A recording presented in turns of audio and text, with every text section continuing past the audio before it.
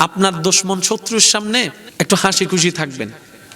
ওকে আঘাত দেওয়া লাগবে না, মারা লাগবে না, বকা দেওয়া লাগবে না, শুধু সে আপনার হাসি দেখে টেনশনে পড়ে যাবে, কি রে এত দুঃখ দিই তারে, তারপরে সে হাসে কেন। সে আপনার হাসির অনুসন্ধান করতে করতে নিজে টেনশনে রোগী হয়ে যাবে। মারা লাগবে না, মারা লাগবে না।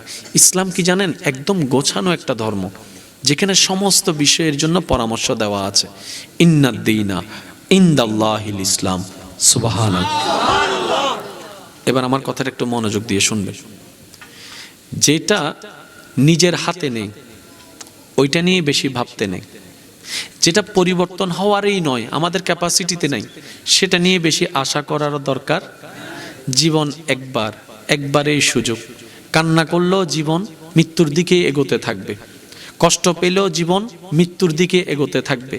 কষ্ট পেয়ে টেনশন করে হতাশা হয়ে পাওয়া না পাওয়ার হিসাব কষে জীবনের সময় নষ্ট করার কোনো দরকার নাই।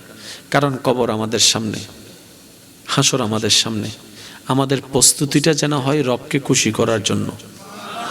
রবের সামনে কি নিয়ে দাঁড়াবো, অন্তত এতটুক যেন বলতে পারি, ইয়া রব্বে করিম, পারি নাই কিছু আনতে তোমাকে খুশি করার মতো, কিন্তু আমি বুঝ আসার পর থেকে চেষ্টা করেছিলাম তোমাকে খুশি করার জন্য। সুবহান।